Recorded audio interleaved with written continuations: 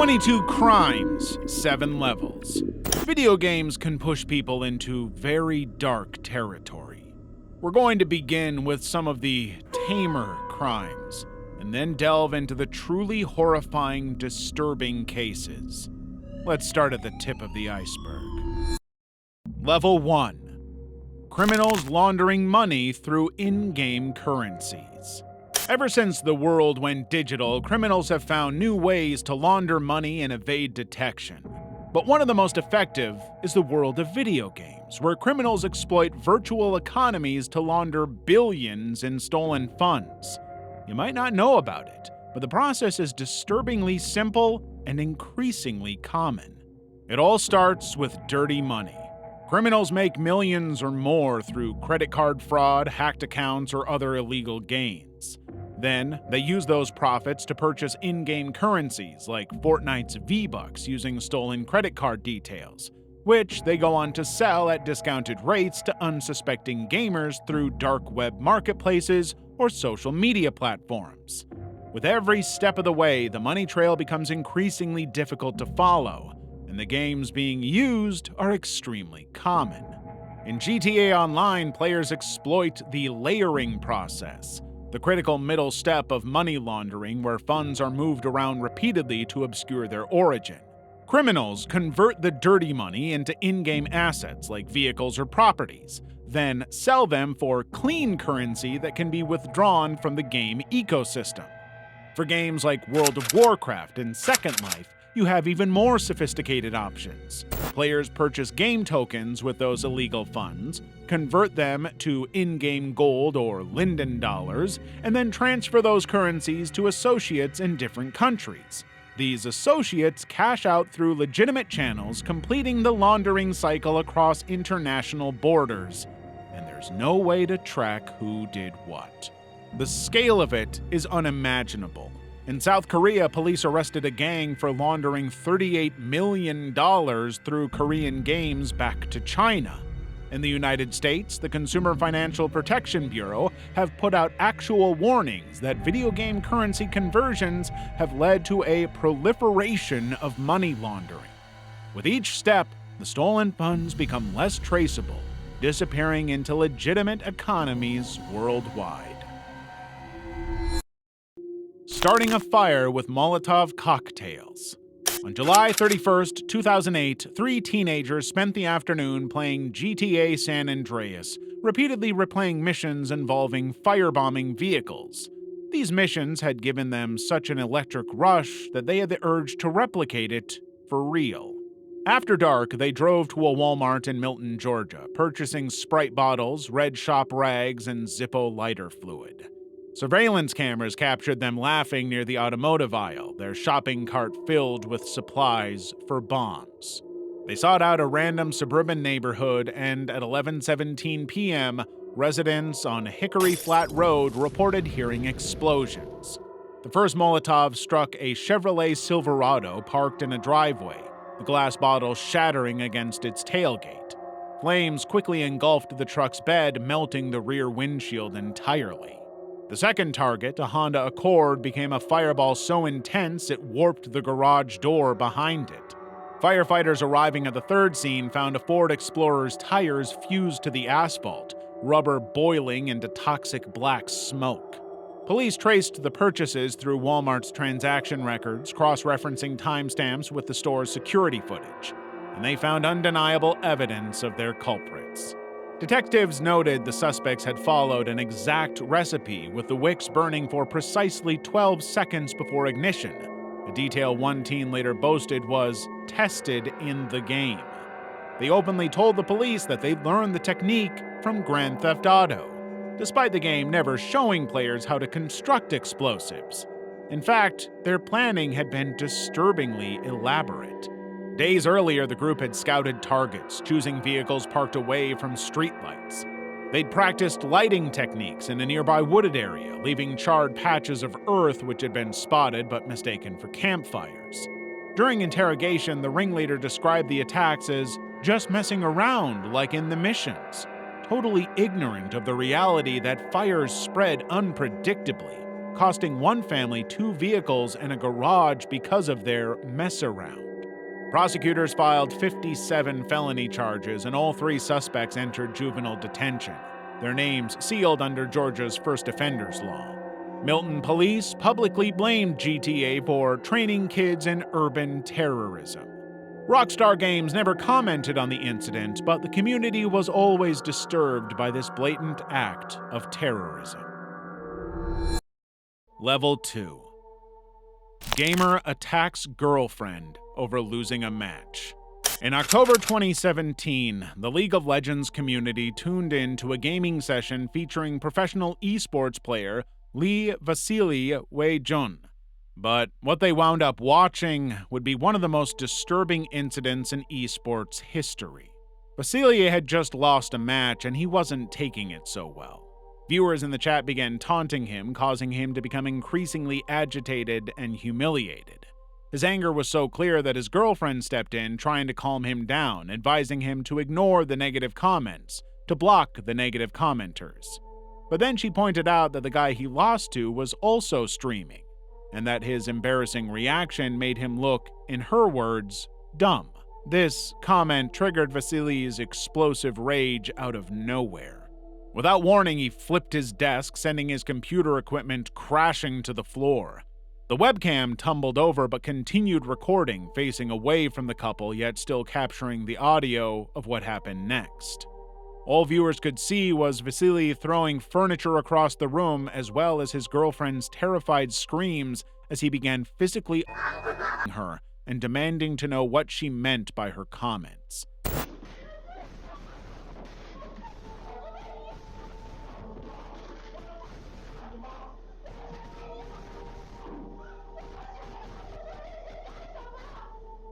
As if there was any doubt of what was going on, Vasily's girlfriend could be heard saying, "You get mad in game, I just don't want others to blame you, and you beat me for this?" Viewers were horrified by what they witnessed. Police arrived at the scene during the still active stream and arrested Vasily for domestic abuse. But the worst part was still to come for him. Team Newbie immediately terminated his contract for unprofessional and immature behavior. Quite an understatement.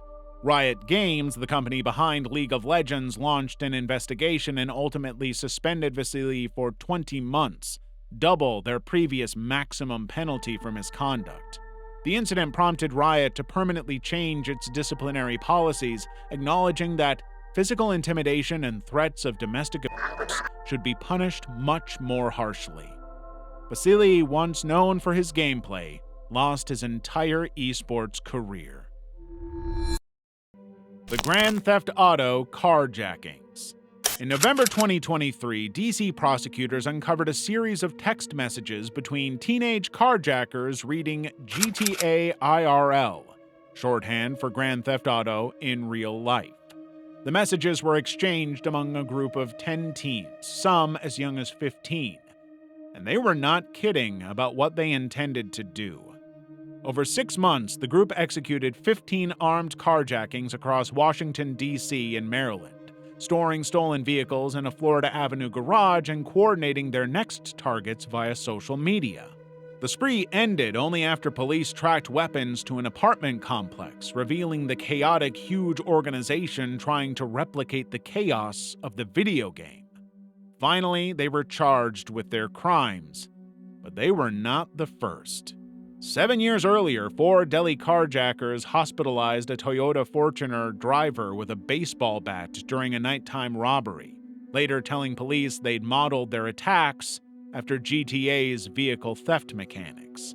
This gang specifically targeted luxury SUVs, and their violence was so extreme that one victim remains permanently disabled from skull fractures sustained during the assault. Even further back than that, we have Louisiana college student Zachary Burgess, who transformed Baton Rouge into his personal playground after an 8-hour GTA binge, carjacking a woman's idling pickup truck. He smashed into 9 vehicles during a 44-minute police chase, hospitalizing 2 bystanders before totaling the stolen truck against a brick wall. When he was eventually caught, Burgess calmly told officers he wanted to test whether GTA's thrills translated to reality. It's a trend that has never really stopped, and almost always ends with GTA being blamed. In 2021, Chicago saw monthly carjacking rates hit historic highs, prompting legislators to propose banning GTA entirely, even though it's never been truly determined if the game is really influencing these people or simply being used as an excuse to justify their twisted, depraved intentions. And while you're here, if you want to see more of these deeply disturbing icebergs, don't forget to hit that subscribe button. Level 3. Shots fired over lost games. On March 8, 2013, 14-year-old Nathan Brooks ran through his house in his underwear, clutching a .22 Smith & Wesson revolver he had taken from a locked case.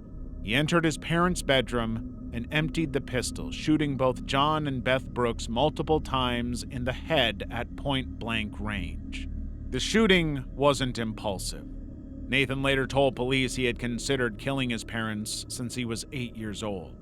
But earlier that day, he had been grounded from electronics for 2 weeks, including his beloved video games, which he proudly played 24/7 before the punishment. That night, after his electronics were taken away, he pried open a gun safe, retrieved the weapon, and listened to music for 90 minutes while contemplating his actions. He was rethinking his decision, but it was no good. The voice telling him to do it was louder than the one telling him not to. He believed that if they were dead, he would be able to do whatever he wanted. But it didn't work. Both parents survived. Despite having bullets lodged in his head, John, his father, managed to call 911, unaware his own son was the shooter. His mother, Beth, was shot beneath one eye, among other places. Her neurologist later said she was the first he'd encountered to come out of that, walking and talking. It was a miracle. Nathan was sentenced to 15.5 years in prison at Green Hill Juvenile Detention Center. But despite the horror they endured, both John and Beth have forgiven their son. In a 60 Minutes interview, they expressed their continued love for him, even after the terrifying ordeal that nearly claimed their lives. And all this because of some video games. The Call of Duty Swatting Death, 2017. It all started with just $1.50. In December 2017, two gamers, Casey Viner and Shane Gaskill, were playing Call of Duty World War II online when they got into an argument over this very, very small amount of money, a bet. What followed would leave an innocent man dead. Gaskill had refused to pay the $1.50 wager to Viner, something that Viner simply could not accept. He threatened to swat Gaskill in retaliation. In case you don't know what that is, it's a dangerous prank where someone calls emergency services with a false report to provoke an armed police response. But Gaskill, thinking he was clever, dared Viner to do it and gave him an old address he no longer lived at. Viner, in case it wasn't already clear, took gambles, bets, and dares very seriously. Viner contacted Tyler Barris, a 25-year-old Los Angeles man with a history of making hoax calls. Barris, known online as Swatistic, agreed to help. On December 28, 2017, he called Wichita police, disguising his phone number and claiming he had shot his father and was holding family members hostage at the address Gaskill had provided. But the address now belonged to Andrew Finch, a 28-year-old father of two who had nothing to do with the gamers or their dispute whatsoever. When police surrounded Finch's home, he had no idea why. Confused, he stepped onto his porch to investigate. Officer Justin Rapp, believing Finch was reaching for a weapon when he unexpectedly lowered his hands, fired a single fatal shot. Finch, who was unarmed, died shortly after. The call was traced back to Barris very quickly. He pleaded guilty to 51 charges, including making a false report resulting in death. In March 2019, he received a 20-year prison sentence, the longest ever imposed for swatting. Viner and Gaskill also faced prison time, 15 months and 18 months respectively. But let's not forget that all of this started from a $1.50 bet. Counter-Strike killers. In November 2009, 20-year-old Julien Barreau was playing Counter-Strike when his character died in a virtual knife fight. Now, most players would curse to themselves, respawn, and continue, but not Barreau. He had other plans. He obsessed over his digital death, and not just for a day or a week or even a month. For 6 months, he plotted revenge against his online opponent, known only as Mikhail. During that half a year, Barreau tracked Mikhail down using every tool at his disposal, eventually locating him just miles away from his own home. Finally, his revenge was in sight. In May 2010, Barreau knocked on Mikhail's door. When Mikhail answered, Barreau plunged a kitchen knife into his chest, a near-exact copy of the virtual kill that had sparked his fury months earlier. The knife missed Mikhail's heart by less than an inch. Police arrested Barreau within an hour of the attack. During questioning, he freely admitted his motive without any sense of shame. He wanted to see his rival wiped out for killing off his character. The court sentenced Barreau to 2 years in prison for grievous bodily harm and ordered him to undergo psychiatric tests and anger management therapy, pointing out the deranged and highly psychotic act of mirroring a virtual slight as revenge. Level 4. Online gamer killed for selling virtual weapon. In February 2005, Chu Chengwei and a friend won a valuable virtual weapon called a Dragon Saber while playing the popular online game Legend of Mir 3. The digital sword had some real-world value, approximately 7,200 yuan, that's $870, if he were to sell it on the secondary market. Chu lent this prized virtual possession to his friend Zhu Kaoyuan, but without Chu's knowledge or permission, Zhu quietly sold the Dragon Saber to another player and pocketed the money. When Chu discovered what happened, he went to the police to report the theft. But of course, the authorities refused to help, explaining that virtual items weren't recognized as real property under Chinese law. The digital sword existed only as data within the game, so legally speaking, it belonged to no one. Realizing how angry Chu was about the situation, Zhu promised to give him all of the money from the sale. But as the days passed, no money came Chu's way, and his patience was wearing thin. In the early morning hours, Chu broke into Zhu's home while he was asleep. According to Zhu's father, his son was barely able to put on his pants before Chu stabbed him. Actually, stabbing might be an understatement. Chu plunged the knife into the side of Zhu's chest with such violent force that Zhu died instantly. After the murder, Chu turned himself in to the police. On his lawyer's advice, he pleaded guilty to intentional injury, claiming he never meant to kill Zhu. But Chu was once again undermined by the law. Since virtual property is not protected by any law, Zhu was considered not at fault in the incident at all. What Zhu did was not good, but Chu's response was completely disproportionate to the crime. The Shanghai court ultimately sentenced Chu to death with a 2-year reprieve, effectively life imprisonment. The sentence could potentially be reduced to 15 years with good behavior. That didn't sit well with Zhu's family. His father demanded that Chu die immediately, but that never happened. The law around virtual item ownership remains murky even now. In the grand scheme of things, Chu effectively got away with it. Gaming love gone wrong. Shane Kofi and Farah Dalit first connected online in a chat room, spending hours exchanging texts and gaming sessions, forming an unlikely bond that quickly grew into affection and eventually love. But as their relationship deepened, their differences became more apparent. Farah's adherence to her religious beliefs clashed sharply with aspects of Shane's outlook, a divide that intensified over time.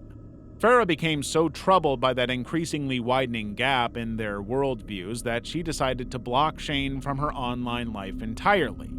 Overnight, Shane had been tossed out, and he took it extremely personally, especially when he hacked into her account and read her flirty messages with other people. Unwilling to accept the loss, Shane booked a flight from America to the United Kingdom, driven by a desperate need to reclaim what he thought was rightfully his. As soon as he arrived, he meticulously tracked Farah's digital footprint and pieced together the details of her daily routine.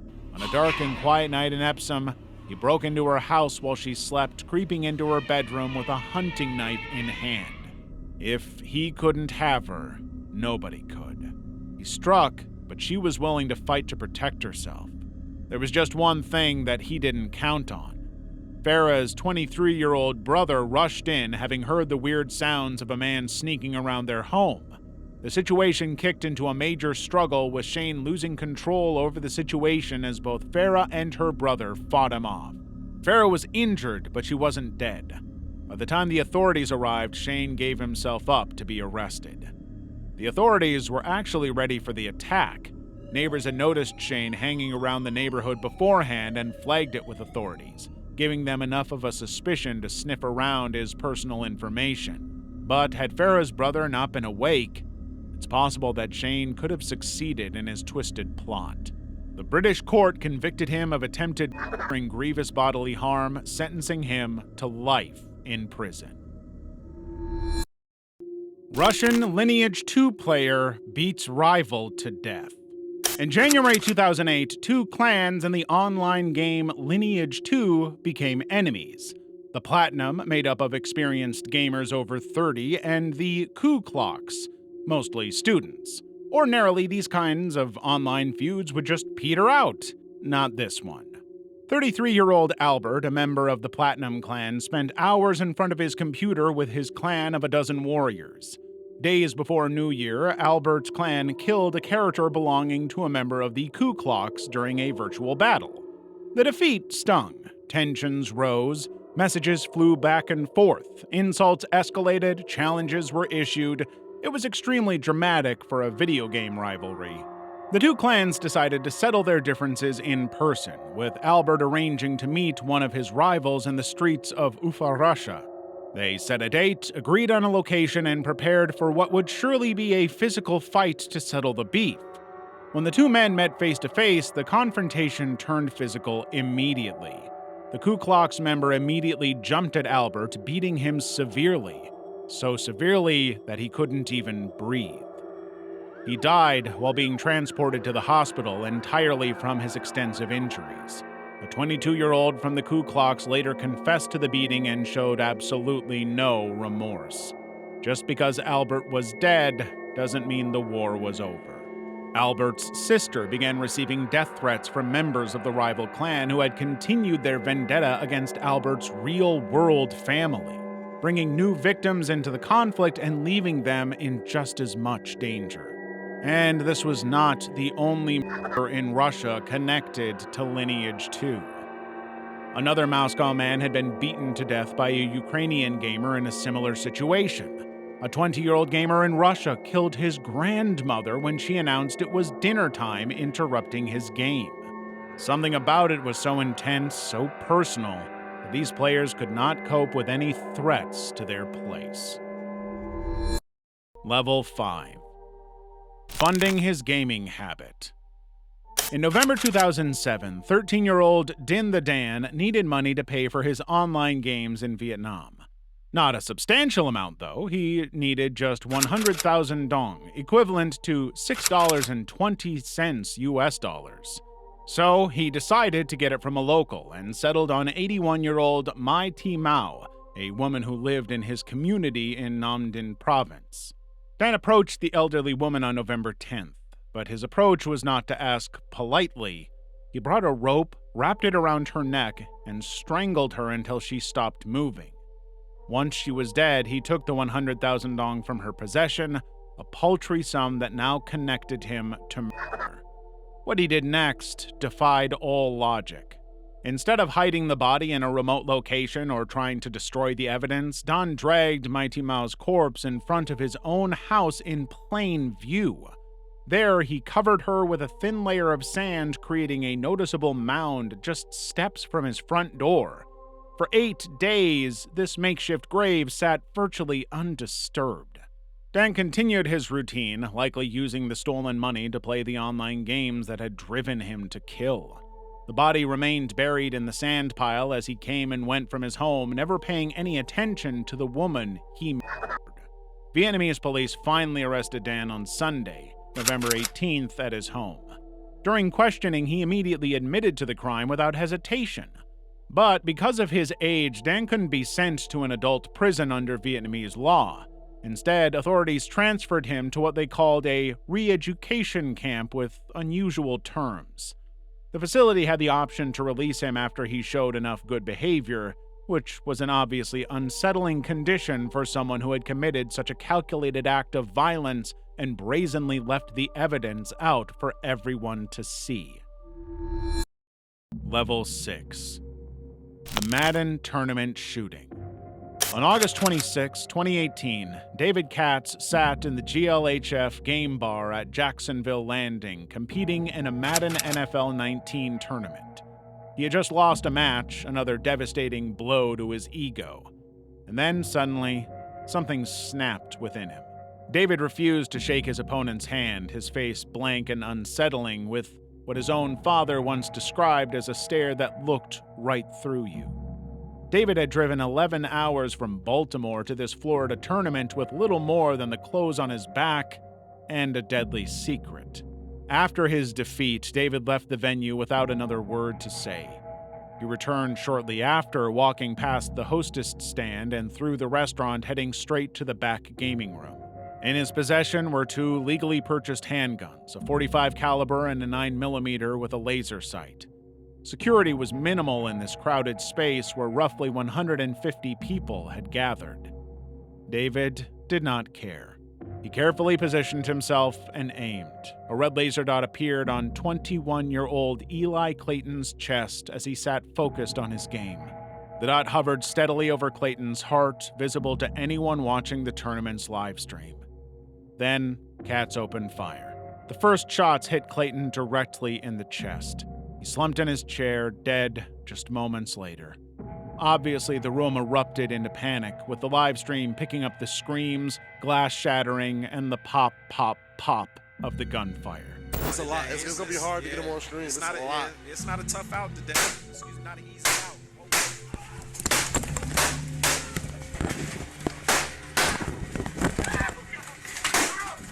Katz continued firing, mumbling to himself while shooting into the crowd.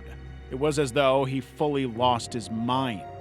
When the carnage ended, 2 competitors were dead: Clayton and 27-year-old Taylor Robertson, a husband and father. 10 others suffered gunshot wounds, with 1 more injured while fleeing. After his rampage, Katz turned the gun on himself, bringing a brutal end to a tragic massacre. The entire horrific sequence was partially captured on the tournament's Twitch stream before the video feed cut out. The audio continued even after the stream cut off, broadcasting the chaos and terror to anyone still watching, forcing them to hear the screams and pops of bullets.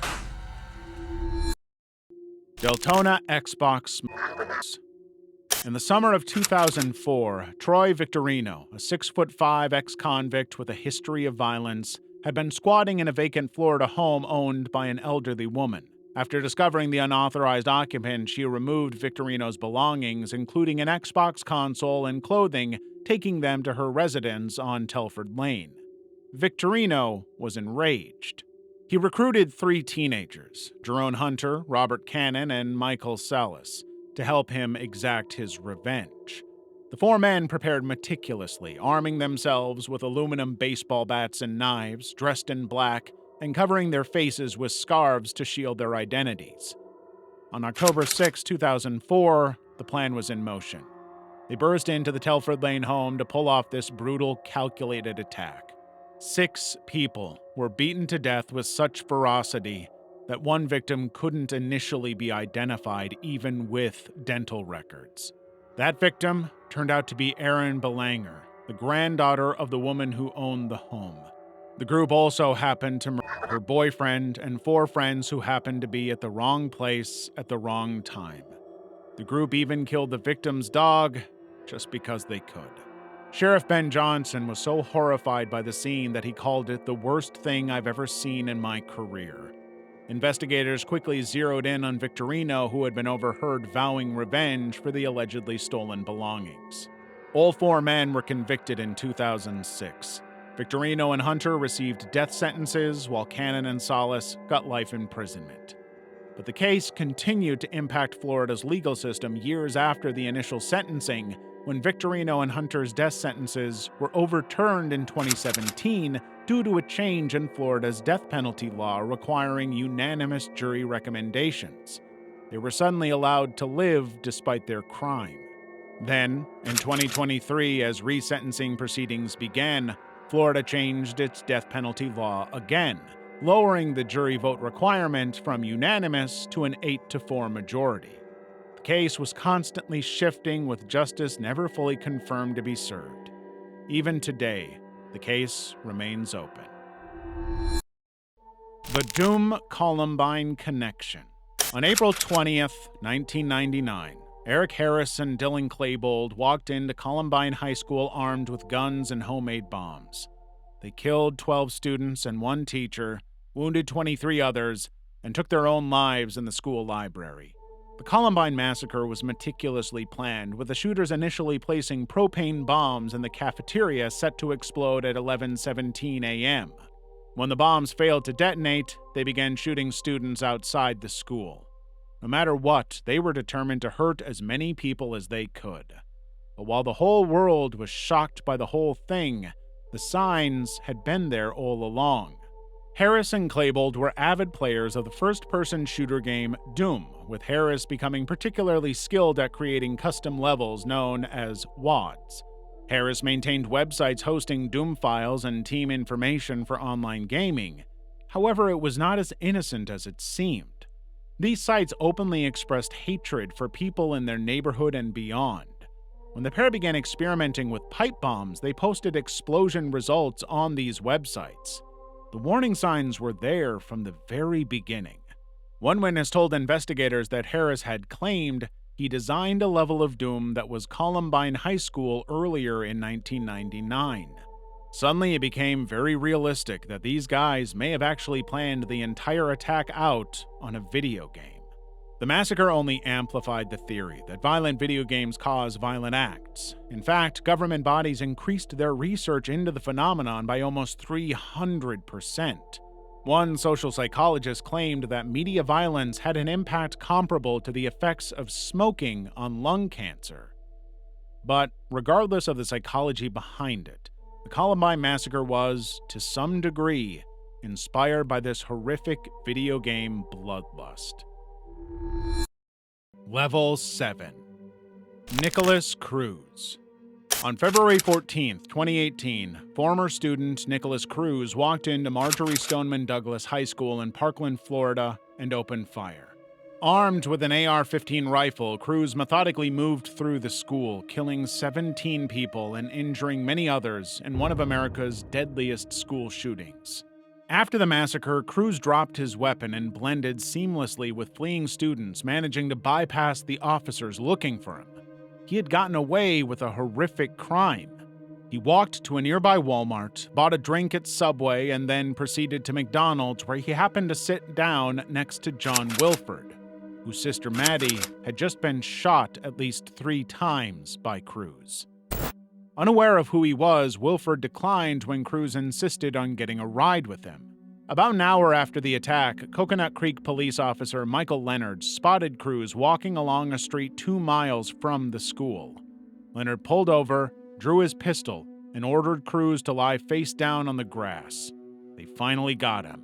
Initially calm, Cruz complied with the officer's commands. However, when a witness identified him as the shooter, Cruz began to hyperventilate, lost strength in his legs, and vomited clear fluid before being taken into custody.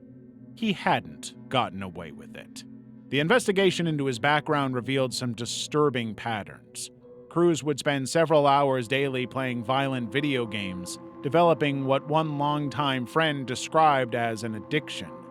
School records showed that teachers had expressed many concerns about his obsession with violent games. But his counselors at Henderson Behavioral Health not only supported his use of these games, but also suggested other activities like target practice with non-lethal guns, and using a punching bag to contain his violent tendencies. It's been argued that these mental health professionals knew Cruz was a ticking time bomb and were just doing anything they could to delay any kind of outburst. But in doing so, they were just fueling and contributing to them, giving him all of the tools he needed to pull it off. The video games just provided the inspiration he needed. Discord Killer. For 3 years, Menhaz Zaman lived a double life. Each morning, he left his Markham, Ontario home, supposedly heading to York University, where his Bangladeshi immigrant parents believed he was studying mechanical engineering. But in reality, Zaman had dropped out after his first year. Instead of attending classes, he spent his days wandering shopping malls and immersing himself in online gaming, particularly on a Discord server for the multiplayer game Perfect World. As his fabricated graduation date of July 28, 2019 approached, Zaman's deception was about to collapse. He had meticulously planned for this moment, knowing full well that he would never be able to get out of it or undo it. He could not delay it a second longer. He had to end the lie. On July 27, 2019, the day before his supposed graduation, Zaman spent 9 hours systematically killing his family members. He first attacked his 50-year-old mother, Momtaz, and 70-year-old grandmother, Firoza, with a crowbar, then slit their throats. He waited for his 21-year-old sister, Melissa, to return home and killed her using the same method. His 59-year-old father, Moniruz, was the last victim upon returning from work. None of them saw it coming. But Zaman wanted people to see what he had done. He logged onto Discord and began messaging his gaming friends. "I just slaughtered my entire family," he wrote, before asking if they wanted to see photos. He then started to share graphic images of his family members' bodies covered in blood. His online friends, initially shocked and disbelieving that any of this could be real, quickly leaped into action. They worked to identify his real location, eventually discovering his address through his PayPal account. They contacted the police, who arrived at the Zaman home later that day.